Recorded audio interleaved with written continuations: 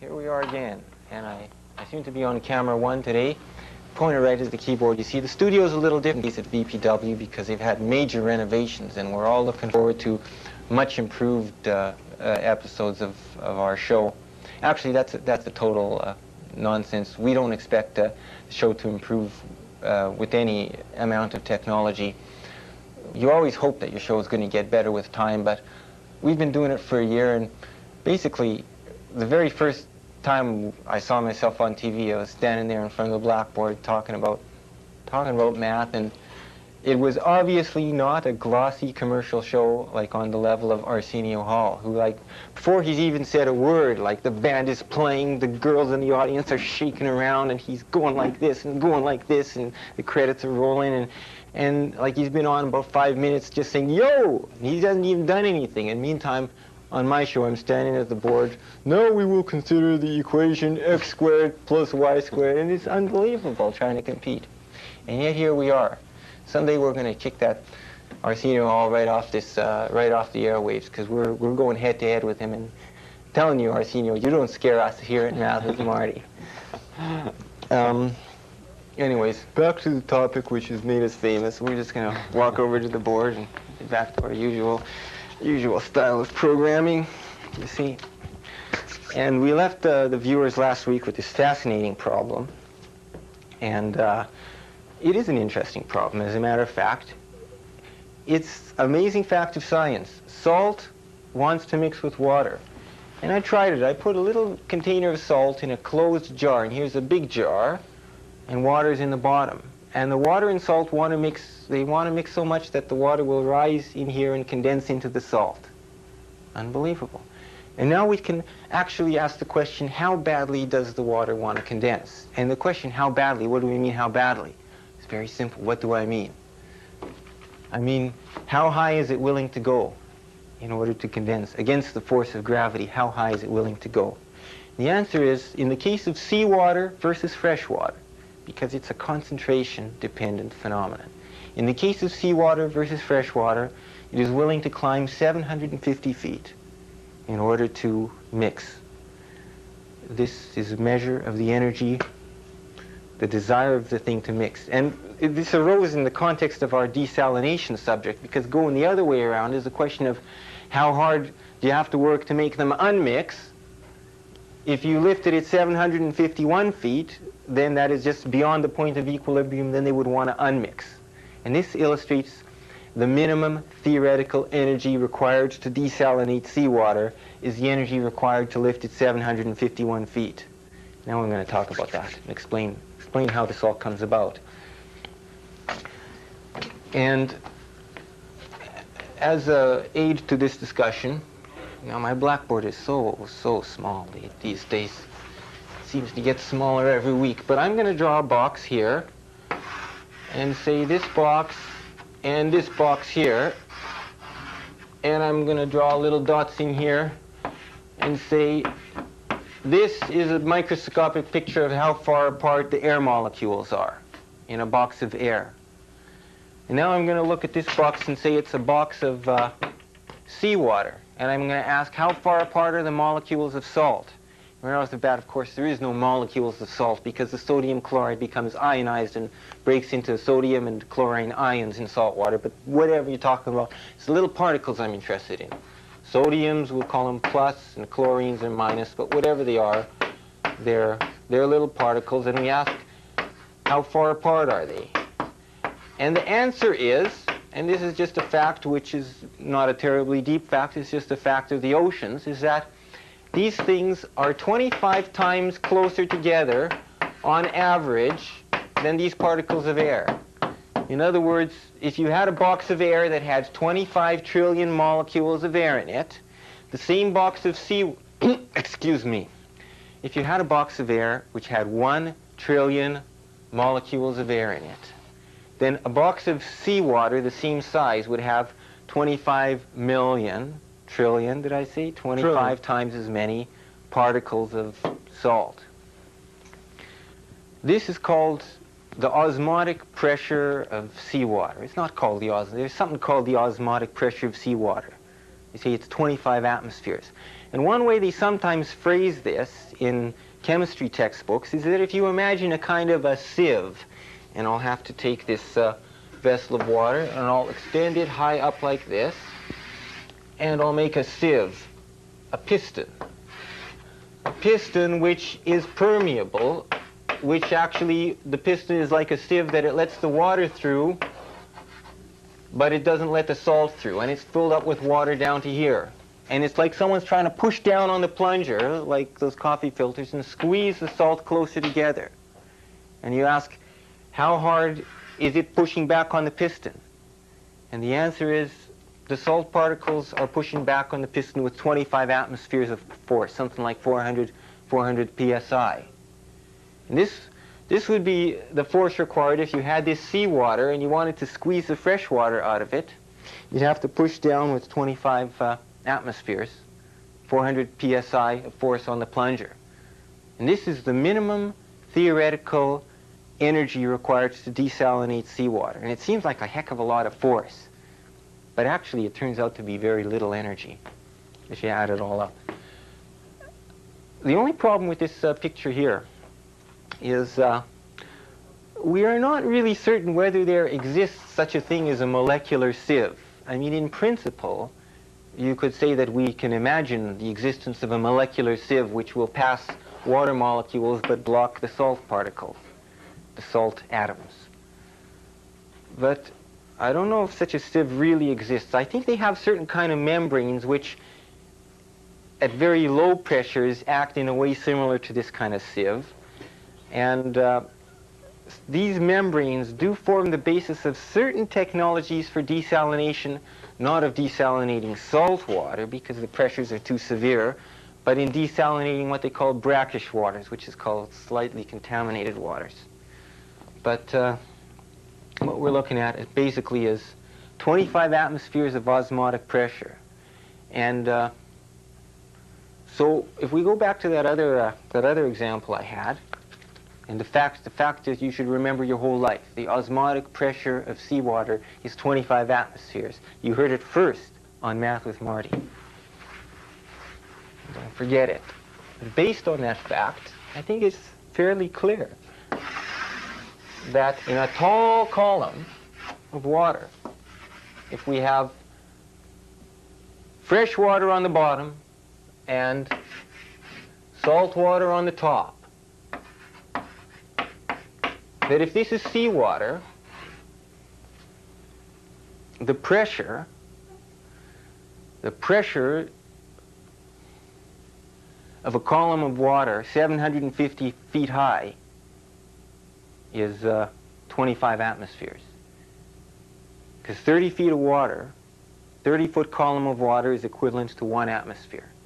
If I want 25 atmosphere equivalent column of water, I should have a column of water 750 feet high. And somehow to me it was clear at one point in my life, and I don't know if it's at all obvious to the people watching at home, that what this sort of suggests is that there is an equilibrium between salt water and fresh water, provided you have an elevation difference of 750 feet. That if you lower this to 749 feet, the salt water will absorb fresh water from the vapor. But if you raise it to 751 feet, you now have tipped the balance the other way, and the salt water will evaporate into the vapor and fall into the fresh water. So what I'm suggesting is the energy required, the minimum theoretically energy required to desalinate 1 cubic meter of seawater is the energy it takes to lift it 750 feet. And we'll just calculate that because it's easy. It's 250 meters times 10,000 newtons, which is the weight of a cubic meter of seawater, equals 2.5 megajoules, which is about 1/10 of a liter of gas. 1/10 of a liter of gas. Unbelievable. It's 5 cents of electricity. It's a small amount of energy. And for those of you who missed the previous series on desalination. Let me recapitulate what we discussed in those previous shows. We said that to desalinate a cubic meter of seawater the dumb way, just by vaporizing it and recondensing it without the salt, you require the total energy of vaporizing all that water, which is equivalent to 50 liters of gasoline. 50 liters of gasoline. Per liter of water? Per cubic meter of water. Okay. That's like 5% by volume. In other words, if gasoline costs you 40 cents a liter, then take 5 cents of that, and desalinated seawater would cost you 2 cents a liter if you did it this dumb way. 2 cents a liter, which would be 20 bucks a day based on what you all are pouring down your toilets at home. And I know that we're profligate users of water because we found last week we talked about the figures from West Germany. They only use a third of what we use, except in East Germany where the pipes are leaking so badly, and it's like a scandal in Germany that they're using 500 liters a day in East Germany because their infrastructure is leaking it into the ground, whereas in West Germany they're only using a third of that. Well, here in Winnipeg we're using the 500 liters, and no one is bothered about it because we take it for granted that you're supposed to have water for your lawn, for whatever you're doing, for your swimming pools without limit. Anyways, I don't want to get into that. Dumb way of desalinating water, vaporize it, 50 liters. Slightly smarter way, actually a lot smarter way, multi-stage distillation process where the heat of one stage of distillation is recovered for a second stage of distillation at slightly lower temperature and lower pressure. And we said you could cascade maybe 10 stages. And you would reduce your consumption to 5 liters of gasoline for the same meter cubed.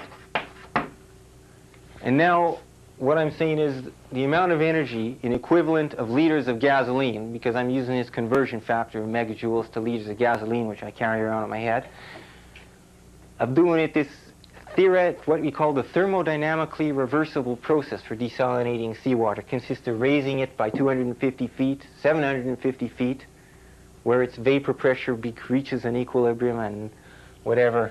It's another factor of 10, 0.5 liters. But you never get to this stage of efficiency because it's just not worth it. I mean, at this stage, you're talking 2 cents a cubic meter, 20 cents a cubic meter, pardon me, 20 cents a cubic meter in energy costs, which is what we pay anyways. I mean, that's all about that we pay for the water that's free from Shoal Lake in Winnipeg.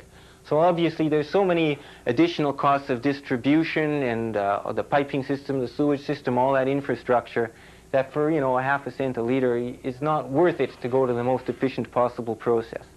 But that this is probably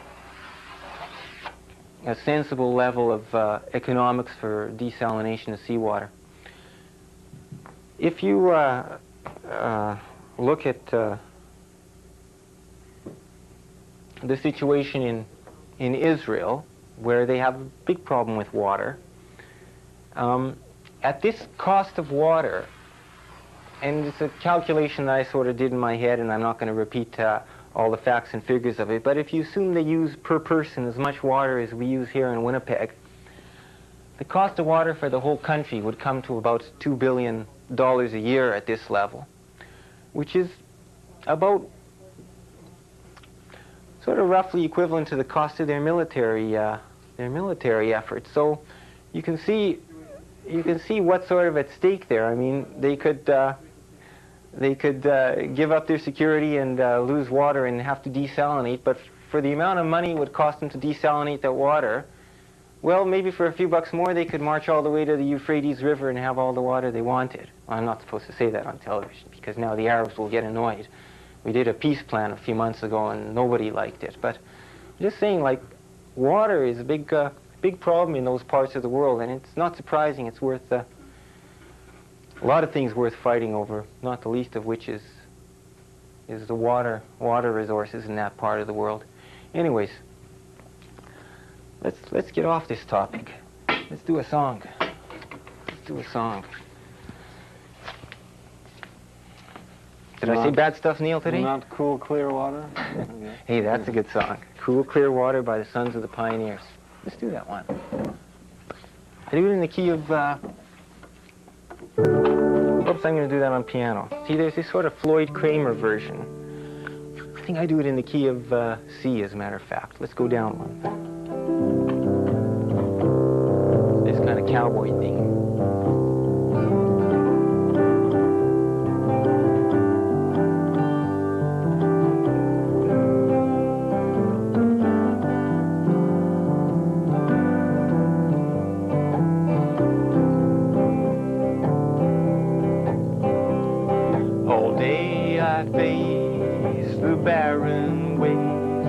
Without the taste of water, cool water.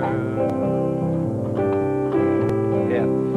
Old Dan and I, with throats burned dry and souls that cry for water.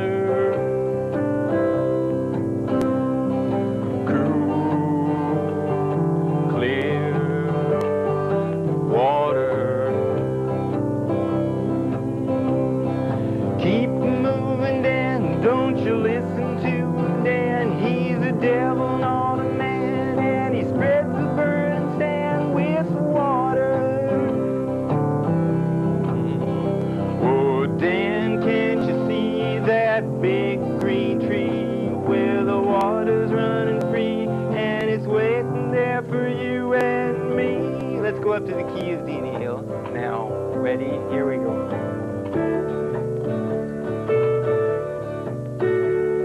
The branches sway and seem to say, tonight we pray for water, cool water. And way up there, he'll hear our prayer and show us where there's water, cool, clear water. Keep moving, Dan, don't you listen to him, Dan. He's the devil, not a man, and he spreads the burning sand with water. Dan, can't you see that big green tree where the water's running free and it's waiting there for you and me?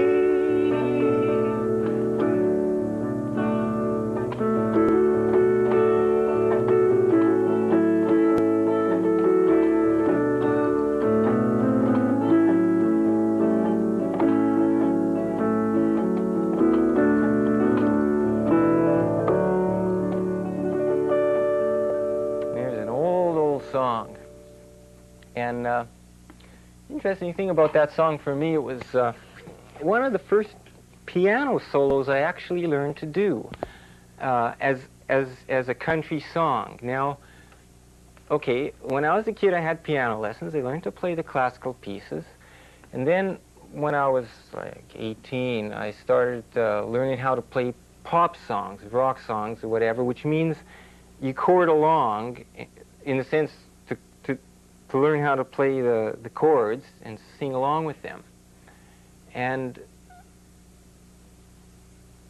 the art of creating a total song solo on the piano is a little bit tricky because there's really three aspects to what you're trying to do, which is the melody, the rhythm in the middle, and a bass line, whereas you've got two hands. So to learn how to sort of incorporate all those three elements together takes a certain amount of time and experience and just listening to how people do it. And when I started listening to country music about 1982, I remember they had on CKRC like a top 500 countdown weekend where they count the top 500 songs of all time. And like about every 30 songs, they'd have a little sort of break where they'd say, "You are listening to," and then they'd sort of play this little country lick, which was Floyd Kramer's piano version of Cool Clear Water.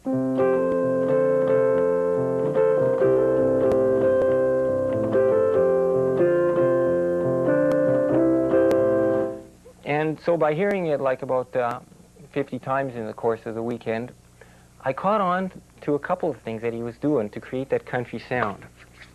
One of which, I mean, the brilliant thing he's doing here, here's the melody. He's playing a note above it which just rings again and again. This note just rings again and again. Now listen.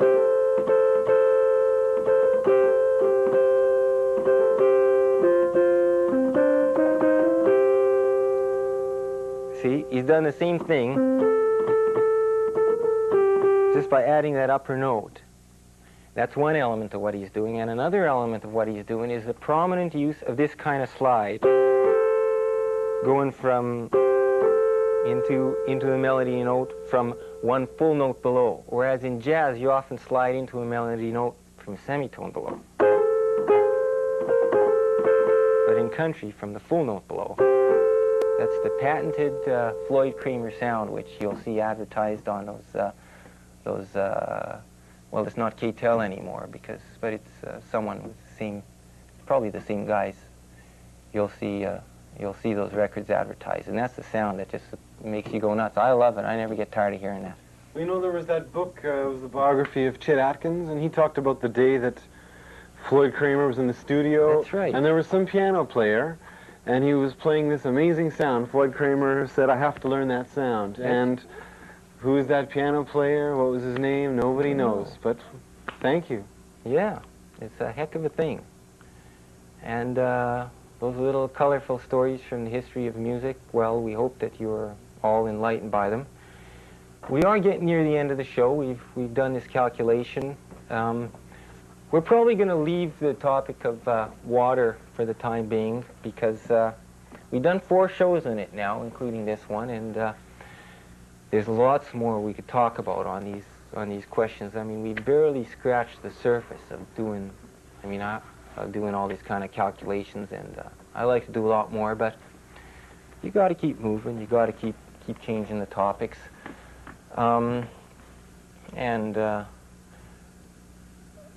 we sway back and forth.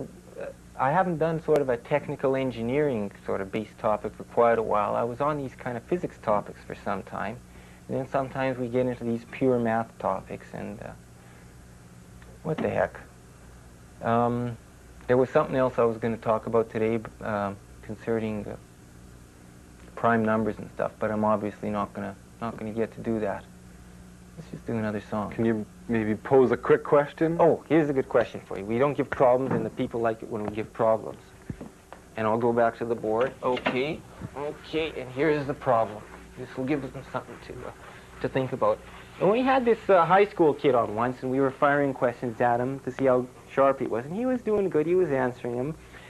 But I asked the question, and then it turns out I had asked the question I didn't intend to ask. I said, here's a sphere, and this is the question I actually meant to ask. Here's the equator, and I'm going to put a tetrahedron into the sphere. And I'm going to put it down here. And a tetrahedron is like a pyramid, except the base of the pyramid is an equilateral triangle instead of a square. So there's 4 faces to the figure, and all the faces are triangles, equilateral triangles. And I ask, how do we describe the latitude if we said that one vertex was at the North Pole? What can we say about the latitude of the other 3 points on the tetrahedron? Interesting question with a funny way of solving it. Hard ways, easy ways, different ways of solving it. We'll talk about it. And I'll go back to the instruments. We're going to do that Johnny Cash song. All right. I'll do it on piano. Here comes the train, eastbound for Nova Scotia shore. It's my last ride, my friend. Ain't gonna hobo no more. I'm gonna do the organ. Here I am, hobo, with my hobo's pots and pans. In this Alberta rail yard, with my red-faced hobo friends. Here comes the train, eastbound for Nova Scotia shore. It's my last ride, my friend, ain't gonna hobo no more. So long, BC Finney, well, you've been a real good friend. So long, Boxcar Willie, well, I won't see you again. Here comes the train, eastbound for Nova Scotia shore. It's my last ride, my friend, ain't gonna hobo no more. Oh, no one loves a hobo, and I need some love. Yes, I'm always so hungry, and I never get enough. No one wants a hobo hanging around his door. It's my last ride, my friend, ain't gonna hobo no more. There's a man in Halifax who'll give this bum a job. I'll take money to find a woman I can love. Here comes the train, eastbound for Nova Scotia.